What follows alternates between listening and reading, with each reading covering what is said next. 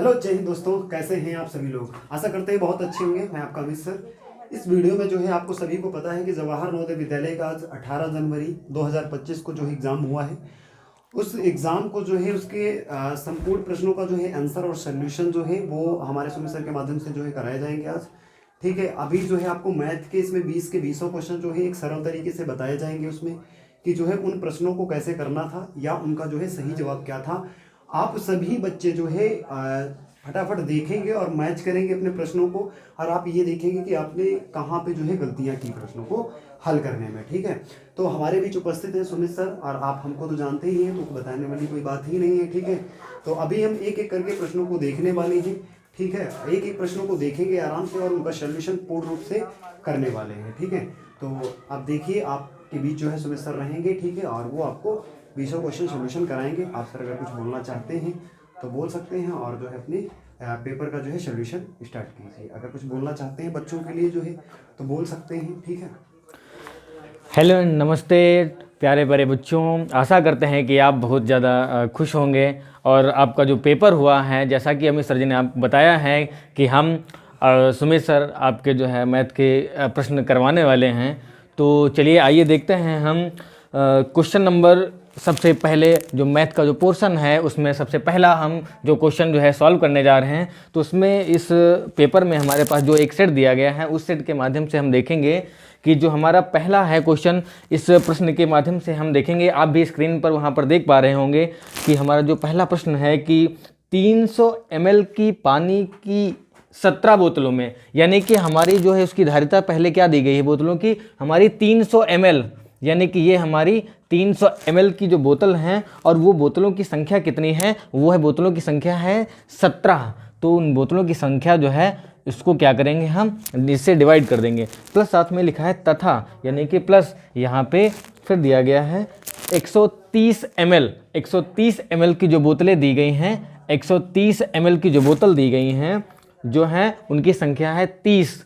वो हैं 30, यानी कि उनको हम 30 से गुणा कर देंगे। फिर पूछा गया है इन सभी बोतलों को एक जो यहाँ पे एक जो जार मान लिया जाए, एक टब मान लिया जाए, तो उसमें इन बोतलों को खाली कर दिया गया है।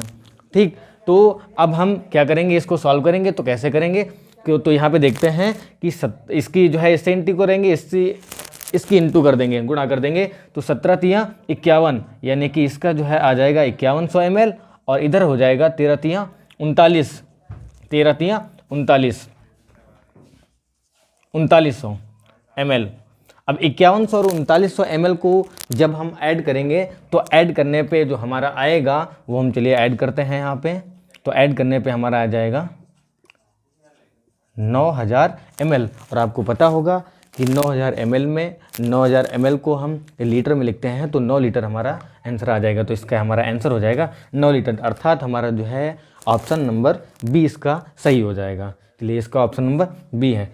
चलिए हम अगला क्वेश्चन देखते हैं, क्वेश्चन नंबर 2। क्वेश्चन नंबर 2 के माध्यम 2 पे हम देखेंगे कि हमारा एक क्वेश्चन लिखा है कि 2.0925 इसका जो है सरलतम रूप निकालना है। अच्छा, यदि इसका सरलतम रूप निकालना है तो आप कैसे निकालेंगे? इसका सरलतम रूप निकालने के लिए आप क्या करेंगे, इसमें आप या तो आप इसको यहीं से पॉइंट हटा के यहाँ से करना चाहें तो यहाँ से भी कर सकते हैं, लेकिन इसके लिए हम आपको दूसरा तरीका भी बता सकते हैं। इसको सॉल्व करने के लिए आप दूसरे तरीके से भी कर सकते हैं, और दूसरा तरीका ये है कि आप सीधे ऑप्शन से भी देख सकते हैं। आप प्रश्न में देखेंगे तो उसके आधार पर देखेंगे तो आप ऑप्शन से कैसे सही कर सकते हैं। तो ऑप्शन से आप बाकी ऑप्शन सही करके देख लेंगे, बाकी ऑप्शन भाग करके देख लेंगे। मैं सीधे आपको भाग करके जो सही वाला आंसर है वो मैं आपको दिखा रहा हूँ। ऑप्शन नंबर जो सी है उसके माध्यम से हम देखेंगे कि आपका लिखा है ये। अब यहाँ से जब आप भाग करेंगे, यहाँ से इस प्रश्न से आप यहाँ से जब भाग करेंगे आप, तो आपका जो है ये आंसर आ जाएगा। भाग करना तो आपको पता ही होगा। ठीक, तो इसका जो है ऑप्शन नंबर जो है हमारा वो सी सही हो जाएगा। चलिए हम अगले प्रश्न पे बढ़ते हैं, क्वेश्चन नंबर 3 पे। क्वेश्चन नंबर 3 पे हम देखेंगे, तो क्वेश्चन नंबर 3 पे जो है आप देख पा रहे होंगे कि क्वेश्चन नंबर जो 3 है आपका, तो उस क्वेश्चन नंबर 3 में हमारे पास जो है प्रश्न लिखा है कि सुरेश अपने चाचा के घर से मिलने के लिए जो गया है वो गया है 9 बजे। तो अपने घर से जब वो निकलता है तो वो 9 बजे निकलता है, और फिर 9 बजे निकलता है और फिर निकलने के बाद में 10 मिनट वो पैदल चलता है, यानी कि उसने जो है पैदल जो चला है वो 10 मिनट के लिए 10 मिनट जो है उसने 10 मिनट जो है उसने पैदल चला है। उसके बाद में उसने फिर जो है 1 घंटे 15 मिनट का जो सफ़र किया है, 1 घंटा और फिर 15 मिनट का, 1 घंटा 15 मिनट इतना उसने बस से यात्रा की है। उसके बाद में फिर से उसने 15 मिनट फिर से बस पैदल तय किया है सफ़र। उसके बाद में वो पहुंच जाता है अपने चाचा के घर, वहाँ पे जाकर के 3 घंटा 20 मिनट के लिए रुकता है और फिर वापस आ जाता है। और वापस आने पे वो 3:30 पर घर पहुंच जाता है, 3:30 पे। अच्छा, यहाँ से देखते हैं हम, वो घर से जब निकलता है तो घर से निकलता है तो कितने बजे निकलता है? 9 बजे। तो घर से उसका निकलने का टाइम है 9 बजे। तो यहाँ से देखेंगे 9 से और 3:30 बजे के बीच में यदि मैं टाइमिंग देखूँ तो कितनी हो जाएगी? 9 बजे से 3:30 बजे तक जो हमारी कुल टाइमिंग आ जाती है वो आ जाती है लगभग में 6 घंटे 30 मिनट के लिए। ये हमारी टाइमिंग जो है वो 6 घंटे 30 मिनट की हो जाती है। तो अब यहाँ से अब यहाँ से हम आगे देखते हैं कि 6 घंटे 30 मिनट में उसने अपने चाचा के यहाँ जो समय बिताया है वो कितना बिताया है? 3 घंटे 20 मिनट का। तो उसने अपने चाचा के घर में जो है समय बिताया है 3 घंटे 20 मिनट। तो मैं यहाँ से ये 3 घंटे और 20 मिनट का समय यदि यहाँ से घटा दूँ तो हमारा यहाँ पे आएगा 3 घंटा 10 मिनट, यानी कि इतने घंटे उसने अपने सफ़र में बिताया है, इतने घंटे उसने अपने सफ़र में बिताया है। अब यहाँ से जो हमने यहाँ पे लिखा है तो यहाँ से देखते हैं उसने जाने में कितना टाइम लिया है। अब 3 घंटे 10 मिनट जो है वो समय है उस व्यक्ति के, यानी कि जो सुरेश है उसका जाने और आने का 3 घंटे 10 मिनट। अब इसमें हमारा जो है उसका जाने का समय कितना लगा है तो यहाँ से देखते हैं तो 10, तो यहाँ पे जो है यहाँ पे है 1 घंटा 15 मिनट नहीं, 1 घंटा 5 मिनट है। तो 15 5 20 और 20 10 30, यानी कि 1 घंटा 30 मिनट, यानी कि यदि वो समय जाता है तो लगभग में 3 घंटे 1 घंटा और 30 मिनट, 1 घंटा और 30 मिनट का समय लगा देता है वो अपने चाचा जी के यहाँ जाने में। तो यहाँ टोटल हमारा समय लगा था इतना। तो हम यहाँ से यदि निकाल दें, इसको माइनस करें तो आप डायरेक्ट शायद आपको करने में दिक्कत होगी, तो थोड़ा सा आसानी करके इसको बता देते हैं। 3 घंटे को यदि मैं मिनट से डिवाइड करूँ तो कितना हो जाएगा? 6 3 18, 18 और प्लस 10 यानी कि 190 मिनट, यानी कि टोटल हमारा आ जाएगा 190 मिनट। और उसमें से हम घटा देंगे 1 घंटे 30 मिनट यानी कि 90 मिनट, यानी कि घटा देंगे 90 मिनट। और 90 मिनट जब हम घटाएंगे यहाँ से तो 190 में से 90 घटा दिया तो हमने यहाँ पे आ गए 100 मिनट। और 100 मिनट में आपको पता होगा कि 100 मिनट को यदि हम लिखें तो हमारा हो जाता है 1 घंटा 40 मिनट। इस आधार पे हम देखते हैं तो हमारा ऑप्शन नंबर सी जो है वो सही राइट आंसर हो जाता है। तो चलिए हम अपने जो है अगले प्रश्न की तरफ बढ़ते हैं। तो अगला जो है आपका जो प्रश्न हो जाता है वो अगला प्रश्न है आपका, कुछ नंबर दिए गए हैं, उन नंबरों को जोड़ करके जो आपको बनानी होती हैं बड़ी संख्या और छोटी संख्या। तो जैसे आपकी जो है नंबर दिए गए हैं, आपका जो है अगला प्रश्न है 4 नंबर। 4 नंबर का जो प्रश्न है उसमें देखेंगे तो आपके लिए कुछ संख्याएं दी गई हैं। वो संख्याएं हैं आपकी 4 हैं, 2 हैं, 0 हैं और 7 है। अब इसको मिला के हमको सबसे बड़ी संख्या बनानी है और सबसे छोटी बनानी है। अब इससे मिला के हम सबसे बड़ी संख्या बनाएंगे तो कितनी हो जाएगी? सबसे बड़ी संख्या, और सबसे बड़ी संख्या हो जाती है 4 7 2 0। ये हमारी सबसे बड़ी संख्या है। अगली जो है सबसे छोटी संख्या बनाएंगे हम, इन अंकों को मिला के सबसे छोटी संख्या। तो हमारी इससे मिला करके सबसे छोटी जो संख्या हम बनाएंगे तो सबसे छोटी संख्या हो जाएगी 2 0 4 7, ये हो जाएगा। अब उसने पूछा है इनका दोनों का अंतर। अब इनका दोनों का जो अंतर हो जाएगा, यानी कि इनका दोनों का अंतर निकालने के लिए क्या करेंगे? हम सबसे बड़ी वाली संख्या से सबसे छोटी वाली संख्या को घटा देंगे, और घटाना तो आपको पता ही होगा। तो उस आधार पे हम यहाँ से घटा देते हैं। तो इधर से यहाँ पे हासिल, तो यहाँ पे 10 में से 7 गए, बचे 3, यहाँ पे बचा 1, इधर से हासिल, यहाँ पे हो गए 11 और 11 में से 4 गए, यहाँ पे बचेंगे 7 और यहाँ पे हो गया आपका 3 और यहाँ पे। तो इस आधार पे देखते हैं कि हमारा जो है ये 53 73 यानी कि आपका ऑप्शन नंबर सी ये राइट आंसर है। आपका ऑप्शन नंबर सी सही है। चलिए अगला हम देखते हैं, क्वेश्चन नंबर 5 की तरफ बढ़ते हैं। तो क्वेश्चन नंबर 5 हमारे में दिया गया है कि 90 के अभाज्य गुणनखंड हैं। अब आपसे पूछा गया है कि 90 के अभाज्य गुणनखंड कौन कौन से हैं। वो इस आधार पे आपने क्वेश्चन देखा होगा, तो उसमें देखेंगे, पहला ऑप्शन देखेंगे तो पहले ऑप्शन में आपका लिखा है 9 गुणे 10, यानी कि 9 गुणे 10 में इसमें गुणनखंड ही नहीं किए गए हैं। तो आप सीधे यहाँ पे सॉल्व करने की आपको ज़रूरत नहीं है, आप डायरेक्टली भी बता सकते हैं। यहाँ से आप यहाँ से देखेंगे तो पहला ऑप्शन जो ऑप्शन नंबर ए दिया है 9 × 10 यानी कि 9 गुणे 10 जो दिया गया है इसमें गुणनखंड ही नहीं किया गया है, तो ये पहले से गलत हो गया। ऑप्शन नंबर जो बी है, बी वाले में जो दिया गया है वो 3 गुणे 6 गुणे 5 दिया गया है। इसमें 3 और 5 तो हैं, मानते हैं, लेकिन जो आपका 6 है ये भी आपका गुणनखंड नहीं है। और इसी के साथ में आपका जो डी वाला है, डी वाले में भी आपका 2 गुणे 3 तो लिखा है, लेकिन 15 जो दिया गया है उसका भी गुणनखंड नहीं किया गया है। इसलिए जो है बचता है आपका सी नंबर का आंसर। उस सी नंबर वाले क्वेश्चन में सी आपका जो है स्वाभाविक सी बात है, सी नंबर वाला आपका सही हो जाता है। चलिए हम बढ़ते हैं अगले 46 नंबर, यानी कि हमारे में 46 नंबर यानी कि आपका क्वेश्चन नंबर 6। तो आपका जो है ये, चलिए हम लिख के बता देते हैं। आपका जो है क्वेश्चन नंबर 5 है, इस क्वेश्चन नंबर 5 में आपका सी नंबर सही है। क्वेश्चन नंबर 6 में हम देखते हैं। तो क्वेश्चन नंबर 6 में देखेंगे तो यहाँ पे लिखा है 9। अब यदि हम इससे भाग करें तो आपका ये इतना आता है, चलिए मानते हैं ये आता है, ठीक। लेकिन उसके बाद में दिया गया है, हमको ये दिया गया है, ये दिया गया है। अब इसको भाग करने से हमको जो है आंसर निकालना है, इसको इससे भाग करना है और हमको आंसर चाहिए।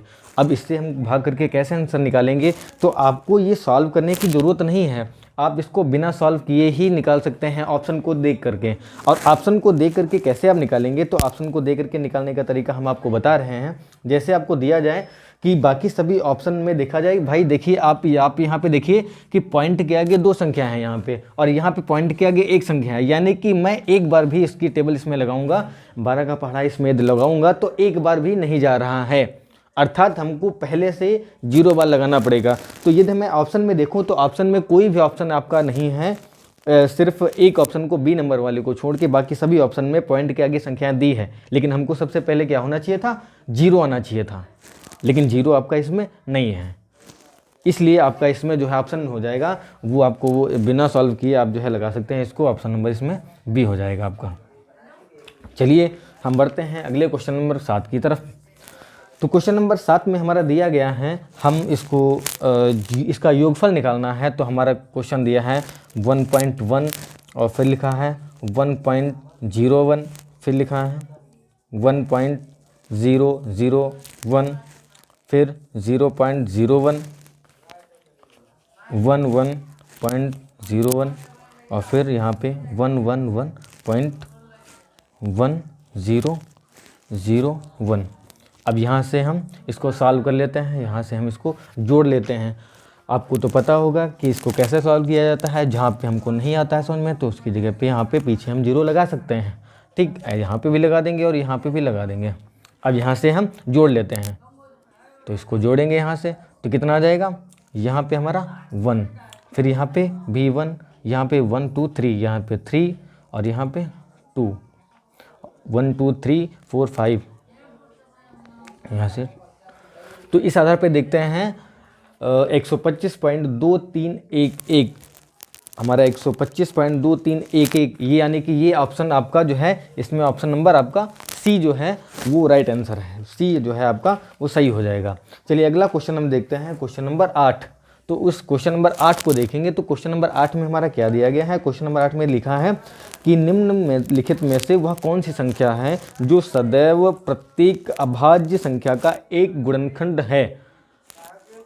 अर्थात आपको पता होगा कि एक जो है, जो एक गिनती है वो ये कोई भी अभाज्य संख्या हो उसका ये पहला गुणनखंड होता है।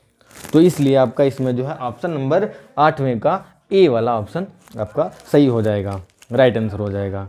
चलिए हम अगले क्वेश्चन की तरफ बढ़ते हैं। अगला क्वेश्चन हमारा जो है क्वेश्चन नंबर 9 है।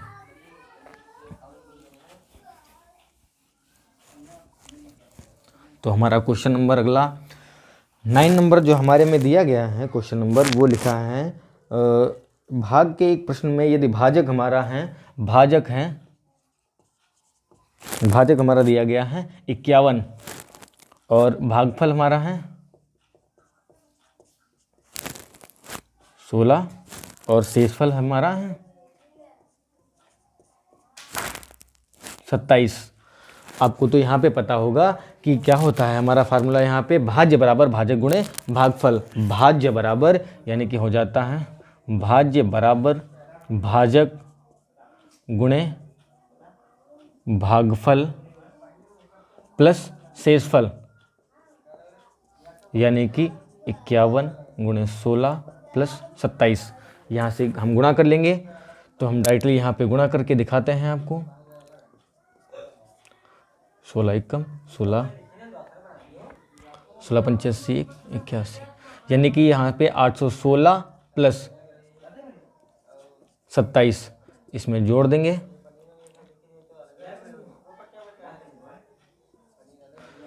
ये हमारा आंसर निकल के आया है 843 और इसमें हमारा जो है ऑप्शन नंबर जो ए है हमारा, वो ऑप्शन नंबर हमारा ए इसका राइट आंसर हो जाएगा।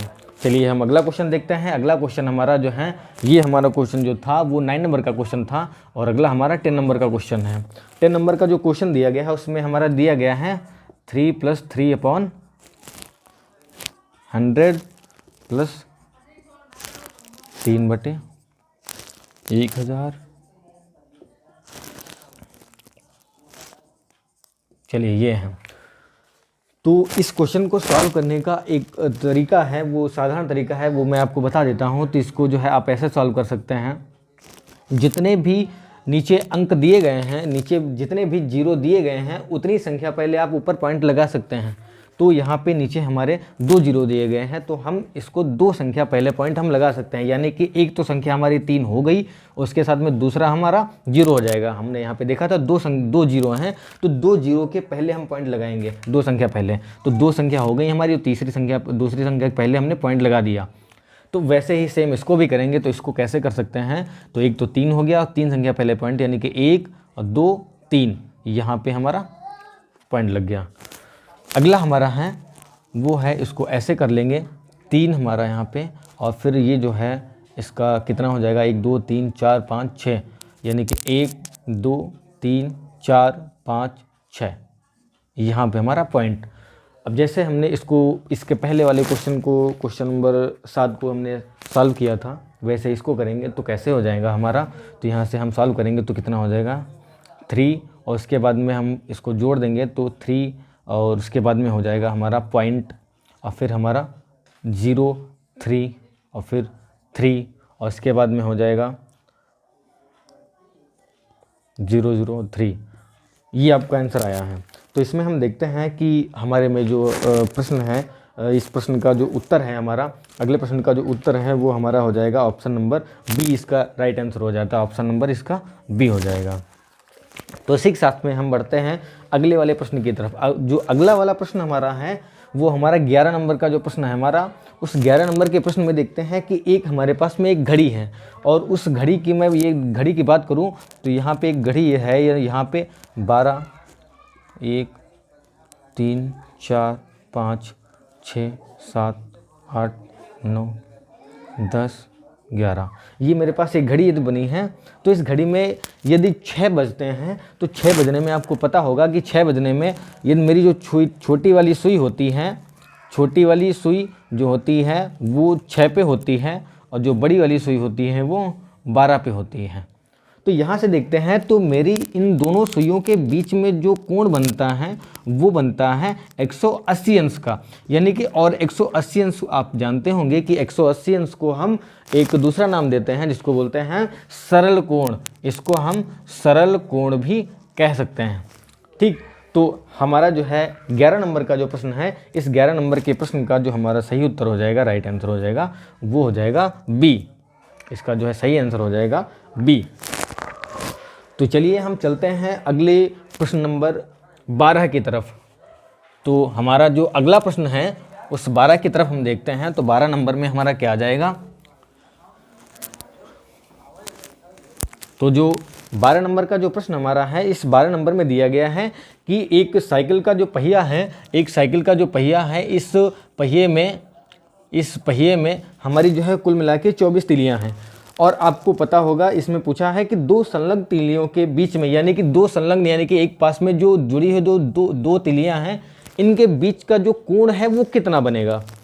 अब इन दोनों के बीच का जो कोण निकलना है, तो आपको बता दें कि यदि मैं यहाँ पे एक मेरे पास जो ये पहिया है, तो इसके बीच में यदि यहाँ से बात करूँ और इस तीली से लेकर के यहाँ से पूरा घूम के आने पे ये जो हमारा पूरा कोण बनता है वो बनता है 360 अंश का, 360 अंश का। और इसको हमने कितनी जगह डिवाइड कर दिया है? 24 जगह पे। कितनी जगह पे? 24 जगह पे। तो यहाँ से मैं क्या करूँ, 360 को मैं डिवाइड कर दूँ, कहाँ से भाग कर दूँ? मैं भाग कर दूँ 24 से। 24 से, तो 24 से भाग करेंगे तो कितनी बार आ जाएगा? 24 से एक बार करेंगे तो हमारा हो जाएगा 2 और यहाँ पे 1 0। और आपको पता होगा कि यदि आपको टेबल तो शायद आता नहीं होगा, लेकिन आप देख सकते हैं यहाँ से 24 का जो पहाड़ा पढ़ते हैं हम 5 बार में, तो 24 के 5 बार में पहाड़ा पढ़ने से हमारा 120 आ जाता है। तो यहाँ से हमारा जो आंसर निकल के आता है वो हमारा 15 आता है। तो और यहाँ पे आपका दिया गया है 15 अंश, ठीक, मैं अंश तो लगा रहा था। तो जो हमारा 15 अंश आता है वो आपका ऑप्शन नंबर बी में आता है। तो यदि मैं यहाँ पे बात करूँ तो हमारा जो 52 नंबर का जो प्रश्न है, इस 52 नंबर में हमारा जो है 15 अंश जो है बी वाले ऑप्शन में आ रहा है। तो हमारा इसका सोल्यूशन हो जाएगा बी। चलिए हम अगला क्वेश्चन देखते हैं 53 वाले में। और जो आपका 53 नंबर का जो आंसर है उसमें देखते हैं। आपको पता होगा आपके पास में कुछ आयत दिए गए हैं, उस आयत की जो भुजाएं हैं वो कुछ इस प्रकार हैं, और वो आयत ये हैं।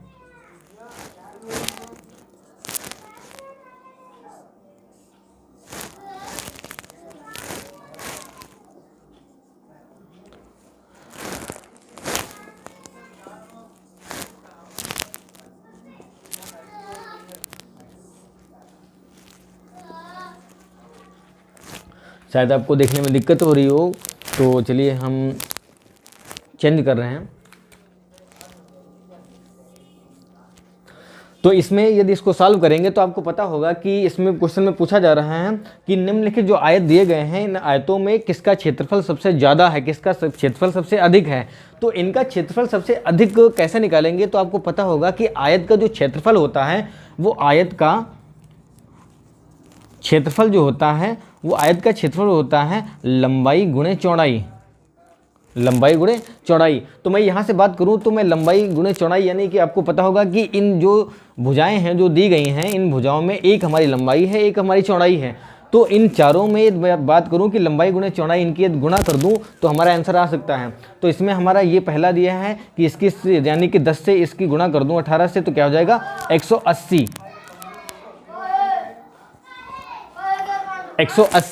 वर्ग सेंटीमीटर, 180 वर्ग सेंटीमीटर। तो ये हमारा पहला है, ये हमने दूसरा सॉल्व किया। इसकी इससे गुणा करेंगे तो हमारा इससे गुणा करने पे हमारा हो जाएगा 196 स्क्वायर सेंटीमीटर। हमारी इससे इसकी गुणा करेंगे तो हमारा जो है 16 × 12, इसकी गुणा करेंगे तो भी आप जो है ऐसे भी करके निकाल सकते हो। और आप आगे इसका भी, इसको कैसे निकालेंगे? इसको गुणा करेंगे 16 दूनी 32, 32 के 2, और यहाँ पे हो जाएगा 16 दूनी 32 के 2, हासिल आए 3, और 16 एकम 16, 17 18 19, 192 आता है। और इसका आता है 17 एकम 17, और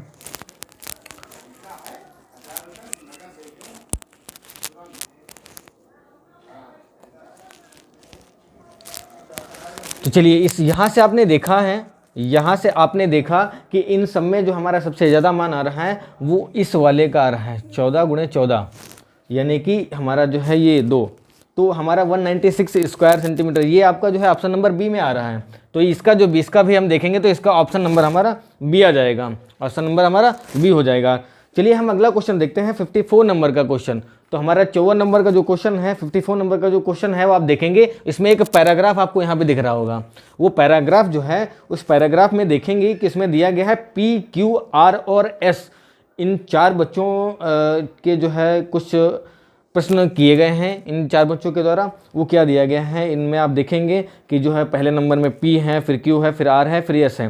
फिर पूछा गया है कि Q और S ने मिल करके, Q और S ने मिल करके, यानी कि Q के द्वारा जो अटेम्प्ट किए गए जो क्वेश्चन की संख्या है वो हम यहाँ से उससे देख लेंगे कि हम ये आपका क्वेश्चन नंबर है 54, यानी कि आपका क्वेश्चन नंबर 14।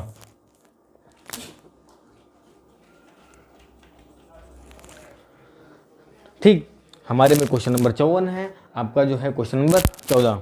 ठीक, उसमें देखेंगे तो आपका प्रश्न नंबर इसमें देखेंगे तो आपका Q और R के द्वारा जो क्वेश्चन जो है अटेम्प्ट किए गए हैं वो हैं 6, और उसके बाद में जो R के द्वारा 2 अटेम्प्ट किए गए क्वेश्चन हैं उनकी संख्या है 10। तो इनको मिलाते हैं तो इन्होंने दोनों ने मिला करके जो है सॉल्व किए हैं वो क्वेश्चन की संख्या हो जाती है 16। और साथ में पूछा गया है P और S के द्वारा, P और S के द्वारा जो 2 क्वेश्चन जो हल किए गए, जो जितने भी क्वेश्चन हल किए गए हैं उनकी संख्या है, P ने हल किया है 4 और S ने जो है हल किया है 8। तो यानी कि इनको जोड़ देंगे तो कितना आ जाएगा, 8 4 12। और इसमें पूछा है कि इन दोनों से कितने अधिक हल किए हैं। यदि मैं 16 से माइनस करूँ 12 को, तो 16 से 12 को माइनस करेंगे तो हमारे यहाँ पे 4 आ जाएगा। और इसमें जो है मेरे में क्वेश्चन ऑप्शन नंबर ए दिया गया है, तो इसमें जो है ऑप्शन नंबर आपका ए राइट आंसर हो जाएगा। चलिए जो है अब हम अगला क्वेश्चन आते हैं। तो अगला क्वेश्चन देखिए, अगला क्वेश्चन आपका जो है हो जाएगा 15 नंबर का क्वेश्चन।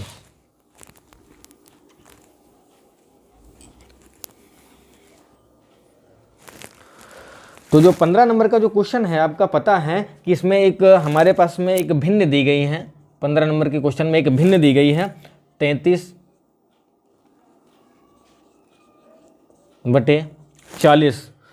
इसमें से क्या घटाया जाए कि 11/40 प्राप्त हो। इसमें से मान लिया मैंने कि इसमें से घटा दिया कोई संख्या, वो है x, और इसके बराबर में क्या आना चाहिए कि 11/40, यानी कि 11/40 आना चाहिए। आप क्वेश्चन देख सकते हैं। तो 11/40 यानी कि इसको कैसे हल करेंगे वो देखते हैं कि हमारा यहाँ पे x आपको दिख रहा होगा, x जो है वो इधर है माइनस में, तो हम क्या करेंगे, इसको हम इधर भेज देते हैं, इसको इधर भेज देते हैं, तो ये हमारा हो जाएगा। और आपको पता होगा कि किसी भी भिन्न या किसी भी संख्या को इधर से उधर भेजने पे, बराबर के इधर से उधर भेजने पे उसका चिन्ह जो है वो परिवर्तित हो जाता है। तो इसका चिन्ह कैसे परिवर्तित हो जाएगा वो देखते हैं। तो ये इधर आ गया, ये इधर आएगा, तो कितना हो जाएगा 11/44। ये इधर प्लस का था तो इधर आया तो हमारा माइनस का हो गया, और इधर हो जाएगा हमारा ये प्लस का x। तो अब यहाँ पे हम सॉल्व कर लेते हैं। तो यहाँ पे सॉल्व करने पे हमारा क्या आएगा, इन दोनों का लासा जो हमारा वो 40 ही आ जाता है, और यहाँ पे 33 - 11 हमारा जो है वो हो जाता है 22/40, और इसको हम 2 से काट सकते हैं। तो यहाँ पे 11/20, यानी कि हमारा इसका जो आंसर आ जाता है वो 11/20। जो आप देख सकते हैं ऑप्शन नंबर जो आपका ए दिया गया है वो ऑप्शन नंबर ए आपका राइट आंसर हो जाता है, ऑप्शन नंबर ए। चलिए हम इसके साथ में अब अगला क्वेश्चन देखते हैं कि एक जो है दुकानदार हैं, एक दुकानदार ने 1 रुपये की 5 टॉफ़ी की दर से ख़रीदा है। 1 रुपये की 5 टॉफ़ी खरीदी हैं, तो 1 रुपये की 5 टॉफ़ी यानी कि एक टॉफ़ी 1 रुपये की जो उसने टॉफ़ी खरीदी है 5, ये क्वेश्चन नंबर है आपका 16। तो 1 रुपये की 5 खरीदी हैं, यानी कि एक टॉफ़ी की कीमत है, एक टॉफ़ी की कीमत जो है पड़ी जा करके यहाँ से ये रुपए हैं, ये हमारी टॉफ़ी, एक टॉफ़ी की कीमत पड़ी जाके वही लगभग में 20 पैसे। और उसने बेचा है 1 रुपये की 4 टॉफ़ी, यानी कि 1 रुपये की 4 टॉफ़ी, 1 रुपये की 4 टॉफ़ी बेची हैं।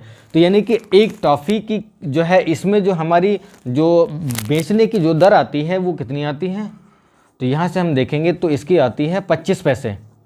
तो मैं इसमें से जो बेचा है जितने की उसमें से खरीदने की घटा देंगे, तो हमारा यहाँ से 25 से -20 करेंगे तो कितना आ जाएगा 5 पैसा, 5 पैसे। यानी कि हमारी जो है 1 रुपये की जब हम टॉफ़ी बेचते हैं, यानी कि 1 रुपये की टॉफ़ी बेचने पे हमको 5 पैसे का प्रॉफिट होता है, 5 पैसे का प्रॉफिट होता है। और हमारे प्रश्न में दिया गया है कि 125 का लाभ कमाने के लिए हमारा प्रॉफिट हुआ 5 पैसा 1 रुपये पे। अब हम देखते हैं कि हमारा ये पैसा है, अब इसको पहले हम रुपए में कन्वर्ट करते हैं। तो रुपए में कन्वर्ट करने के लिए क्या करेंगे, हम इस पैसे को क्या करेंगे, पहले हम 1 रुपये बनाएंगे। और इस पैसे को 1 रुपये बनाने के लिए क्या करें हम, तो आपको पता होगा कि इस 5 पैसे को 1 रुपये बनाना हो तो क्या करें, हम 20 से गुणा कर देंगे। तो 20 से गुणा कर देंगे तभी तो आपका 1 रुपये बनेगा। तो यहाँ से हमने इससे 20 से गुणा करिया, और तो इधर हमने 20 से गुणा किया है तो इधर भी हमको करना पड़ेगा। तो हमारा ये हो जाएगा 20 पंचे 100, 100 पैसे। अर्थात आपको पता होगा 100 पैसे में कितने रुपए होते हैं, 1 रुपये होता है। तो हमारा यहाँ पे हम लिख सकते हैं 1 रुपये, यानी कि इधर हो जाएगा हमारा 20 एकम 20, यानी कि हम 20 रुपये की टॉफ़ी जब बेचते हैं तब हमको 1 रुपये का प्रॉफिट होता है। 20 रुपये की टॉफ़ी बेचने पे हमको 1 रुपये का प्रॉफिट होता है। और हमको प्रॉफिट कितना चाहिए, 125 रुपये। तो हम 1 रुपये को 125 रुपये बनाने के लिए क्या करेंगे, 1 को गुणा कर देंगे 1 को गुणा कर देंगे 125 से। तो हमने इधर 125 से गुणा किया है तो हमको इधर भी करना पड़ेगा, तो हम इधर भी कर देंगे गुणा। तो इधर हमारा 125 रुपये और इधर हो जाएगा 125 दूनी 125 दूनी, और फिर हमारा हो जाएगा 250, यानी कि हमारी इधर रुपए आ गए 2500, उधर हमारा 125। यानी कि इस आधार पे हम देखते हैं तो हमारा जो है ऑप्शन नंबर जो डी आता है, ऑप्शन नंबर डी हमारा सही आंसर हो जाता है। इसका जो है ऑप्शन नंबर हमारा डी जो है वो राइट आंसर है। चलिए हम इसके साथ में बढ़ते हैं अगले प्रश्न की तरफ। तो हमारा अगला प्रश्न हम देखेंगे क्या है।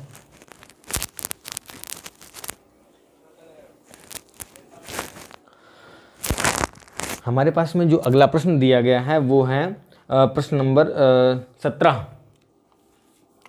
तो हमारा जो 17 प्रश्न है उसमें दिया गया है कि एक वर्गाकार जो है एक पार्क है, एक वर्ग के आकार का जो हमारा पार्क है, उस पार्क की जो भुजा है वो हमारी वो इस वर्गाकार इसकी जो भुजा है एक है 50 मीटर, 50 मीटर एक भुजा, यानी कि यदि ये 50 है तो ये भी 50 होगी, आपको पता है। तो इसमें बताया गया है कि इसके अंदर एक पथ बनाया गया है, एक रास्ता बनाया गया है, इसके अंदर साइड में ऐसे एक रास्ता बनाया गया है, इसको समतल कराया गया है। यानी कि ये वाला जो एरिया है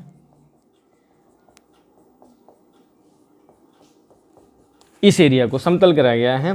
तो इसको समतल कराने पर कितने रुपए का व्यय होगा, तो कितने रुपए का व्यय होगा इसको कैसे लगाएंगे। तो हमारा ये जो है ये पथ जो बनाया गया है, इस पथ की जो चौड़ाई हो जाती है वो 2.5 मीटर, यानी कि 2.5 मीटर, यानी कि इधर 2.5 मीटर इधर का कम हो गया, इधर भी 2.5 मीटर कम हो गया।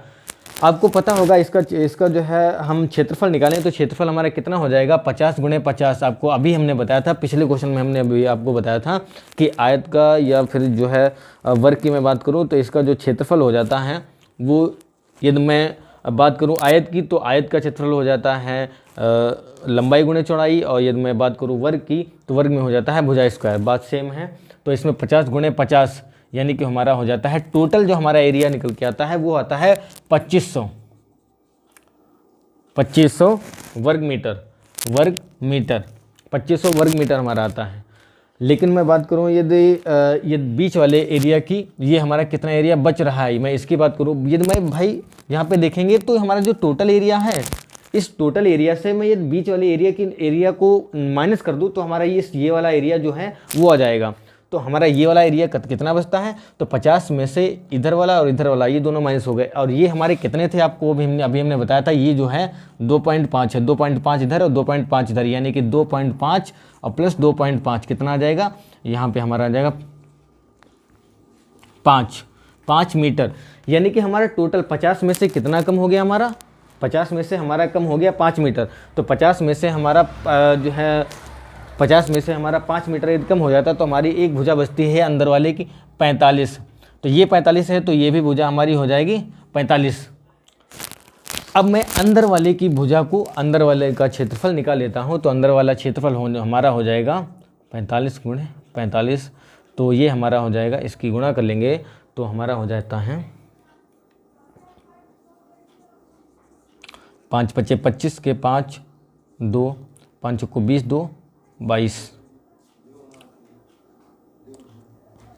और 5 को 20 और 5 को 20 और 4 को 16 17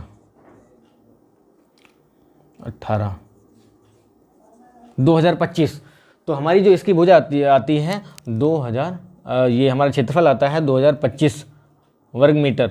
तो इसमें से क्या करते हैं 2500 में से हम माइनस कर देते हैं 2000, ये घटा देते हैं तो हमारे कितना आ जाएगा 475। ये इतना आता है 475 वर्ग मीटर हमारा जो ये रास्ता है इसका एरिया है। अब उसने पूछा है, उसने बताया है कि 10 रुपये प्रति वर्ग मीटर की दर से खर्च होता है, यानी कि 10 रुपये, यानी कि 1 मीटर में 1 वर्ग मीटर में हमारा 10 रुपये का खर्चा आता है। तो हमारे इतने में कितना आएगा, यानी कि हम इसको क्या कर देंगे, गुणा कर देंगे। तो 475 को 10 से गुणा करेंगे तो हमारा कितना निकल के आएगा 4750 रुपये। तो इस आधार पे हम देखते हैं तो हमारा ऑप्शन नंबर जो बी आता है वो हमारा राइट आंसर हो जाता है। तो ऑप्शन नंबर हमारा बी, यानी कि क्वेश्चन नंबर 17 का हमारा आंसर हो जाएगा बी। चलिए हम अगला क्वेश्चन नंबर 18 देखते हैं। तो क्वेश्चन नंबर 18 हमारा है कि टीना ने एक स्कूटर खरीदा 55,000 में। तो हमारा टीना ने एक जो स्कूटर खरीदा था उसकी जो है खरीदने की जो है कीमत है वो हमारी आ जाती है 55,000। उसमें क्या किया उसने कि 3400 रुपये स्कूटर की मरम्मत पे खर्च कर दिए। उसने जो है स्कूटर पे जो उसकी मरम्मत कराई है तो उसकी मरम्मत पे जो खर्चा आया है वो आया है 3400। यानी कि यदि मैं बात करूं तो हमारा जो जिस रेट पे हम खरीदते हैं और उसकी मरम्मत जो हम करवाते हैं तो दोनों को हम जोड़ देते हैं तब हमारा टोटल कॉस्ट पर आए, टोटल हमारी खरीद रेट आ जाती है। तो टोटल हमारी खरीद रेट कितनी आ जाएगी, जहाँ से हम बात तो ऐसे हो जाएगा 5 3 8 58,400 रुपये हमारा हो जाएगा कुल खरीदने की प्राइस, खरीदने का। और इसको हमने बेचा है, उसने जो है अपने मित्र को बेच दिया है 56,030 रुपये में, यानी कि उसने बेच दिया है 56,030 रुपये में। उसने क्या किया है, इतने में बेच दिया है। तो हम टोटल देख रहे हैं कि क्या हमारा फ़ायदा हुआ या क्या नुकसान हुआ है। यानी कि भैया यहाँ से देखते हैं कि यहाँ से ये इसने क्या किया है, ये उसने इतने रुपए का उसने क्या है खरीदा है मरम्मत सहित, ठीक, और इतने का बेचा है। आपको पता है उसने खरीदा ज़्यादा का है और बेचा कम का है। तो भाई ज़्यादा आपको पता होगा कि जब ज़्यादा रुपए से खरीदते हैं और कम पे बेचते हैं तो आपको पता है कि यहाँ पे आप स्वाभाविक सी बात है हानि होगी, आपको नुकसान हो जाएगा। और देखते हैं कितना नुकसान होता है। तो यहाँ से हम बात करें तो हमारा जो है यहाँ से नुकसान होता है 2370 रुपये का, 2370 रुपये का, यानी कि 2370 रुपये की हानि होती है। अब यहीं पे क्वेश्चन यहाँ पे घुमाने वाला ये आता है कि उस पेपर बनाने वाले ने ये जो 2370 रुपये यहाँ पे जो आया है आंसर, तो उसने भी 2370 आपके दो ऑप्शन में दे दिया है। पहले नंबर में आपको 2370 रुपये का लाभ होता है, दूसरे में हानि होती है। और बच्चे देख के यही कन्फ्यूज हो जाते हैं, जल्दबाजी में आगे पढ़ते नहीं हैं क्वेश्चन को और जल्दी से टिक कर देते हैं। इसलिए बताया जाता है कि पहले क्वेश्चन को पढ़ें, हो सकता है उससे पहले वाले से बेहतर दूसरा वाला आपको आंसर मिल जाए। इसलिए हम देखते हैं तो यहाँ पे 2370 रुपये तो हमको पहले वाला भी ऑप्शन है, दूसरा वाला भी है, लेकिन इन दोनों में अंतर सिर्फ इतना है कि पहले वाले में है 2370 रुपये लाभ और दूसरे वाले में है 2370 रुपये हानि। अर्थात हमारा जो है ये जो है इतने हानि हुई है और इसलिए हमारा आंसर नंबर इसमें हो जाता है बी। इसका आंसर नंबर हमारा हो जाए बी, इसका आंसर नंबर हमारा है बी। और चलिए इसी के साथ में हम अगला क्वेश्चन देखेंगे। तो अगला क्वेश्चन हमारा है ये क्वेश्चन नंबर 19, और क्वेश्चन नंबर 19 है। तो क्वेश्चन नंबर 19 को सरल करने का एक साधारण सा तरीका है, वो मैं आपको बताऊं। आपका क्वेश्चन यहाँ पे मैं आपको दिख रहा होगा, तो क्वेश्चन में देखते हैं तो इस आधार पे हो जाएगा हमारा। इसको हम डायरेक्टली आपको सॉल्व करके दिखाते हैं। क्वेश्चन यहाँ पे आपको दिख रहा है कि तो आपका जो है यहाँ पे दिखेगा 5/22 और इसको हम डायरेक्टली आपको सॉल्व करके ही बता रहे हैं। तो इसमें आपको पता होगा कि जो नीचे जो हर दिए गए हैं उनको पहले क्या करना, ऐसे जो भिन्नें जो दी गई होती हैं इनको पहले सॉल्व करने के लिए क्या किया जाता है, नीचे वाली जो है हर होते हैं उनका सबका लासा निकाला जाता है। तो लासा आपको निकालना तब पड़ता है जब अलग अलग नीचे के हर दिए हों, लेकिन यहाँ पे आपको सेम हर दिए गए हैं 22 22 22, तो इसलिए हमको लासा निकालने की ज़रूरत नहीं है। अर्थात हम यहाँ से सीधे हम इसका लासा 22 लिख सकते हैं। और ऊपर क्या लिखा है, ऊपर सबसे पहले लिखा है 5 + 7 - 3 + 9 - 1। अब यहाँ से सॉल्व करेंगे तो कितना हो जाएगा, 7 5 12 और 7 5 12 9 21 और 21 और फिर माइनस कर देंगे 3 और 1 4 हम माइनस करेंगे। तो जब 4 माइनस करेंगे इसमें से तो क्या आ जाएगा हमारा आंसर, 21 में से 4 गए तो 21 में से 4 गए यानी कि 17/22। तो हमारे में आंसर आया है 17/22। और मेरे में जो प्रश्न है उस प्रश्न के आधार पर देखा जाए तो हमारा ऑप्शन नंबर डी हमारा सही आंसर हो जाता है। तो हमारा इसका आंसर है डी। चलिए हम इसी के साथ में हम अगला क्वेश्चन बढ़ते हैं। तो अगला क्वेश्चन हमारा लास्ट क्वेश्चन है इस गणित का। तो हमारा अगला लास्ट क्वेश्चन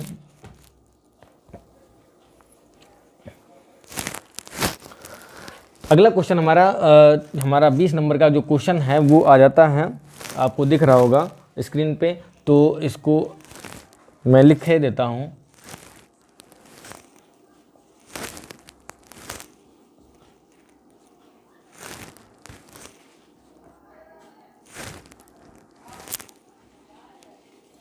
अब यहाँ से देखें तो क्या आता है हमारा।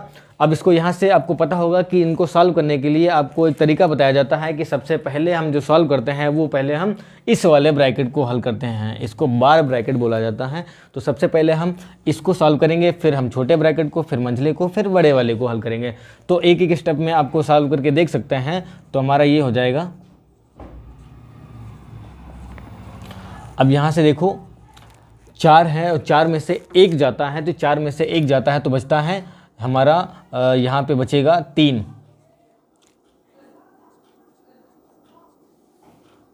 अगला स्टेप हमारा हो जाता है, बाकी सभी को ऐसे उतार लेंगे और अगले में हमारा हो जाएगा 5 में से 3 जब जाता है तो 5 में से 3 जाने पे हमारा बचता है, कितना बचता है 2। तो हमारा यहाँ पे 5 में से 3 जाने पे हमारा बचेगा यहाँ पे 2। और जब हमारा यहाँ पे 2 बचेगा तो यहाँ पे कितना आ जाएगा हमारा,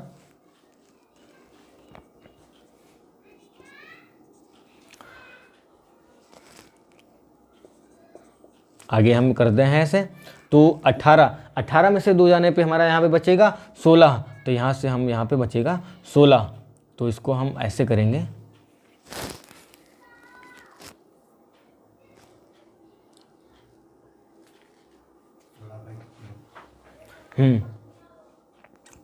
चलिए 18 में से 2 गए, इतना आया हमारा।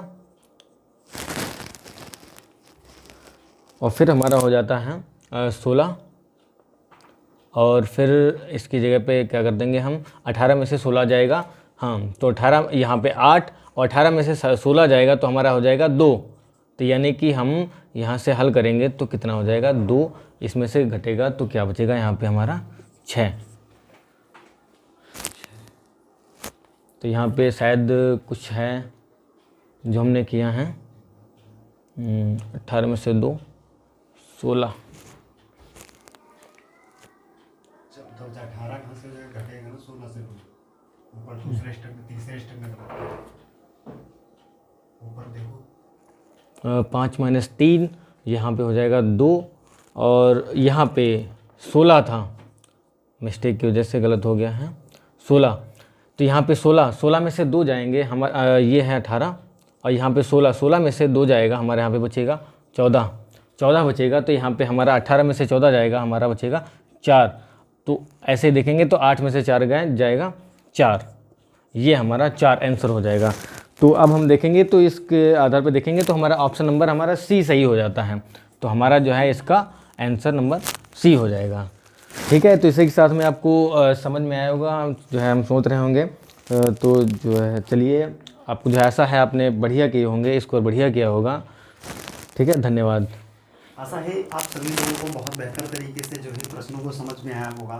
ठीक, मैं इसी रूम में बैठा हुआ था, मैंने देखा कि चीज़ों को बड़ा बारीकी से सर ने बताया। ठीक है, मैं अगर बताता तो शायद इतनी बारीकी से तो नहीं बताते, क्योंकि मेरी आदत है थोड़ा जल्दबाजी वाली।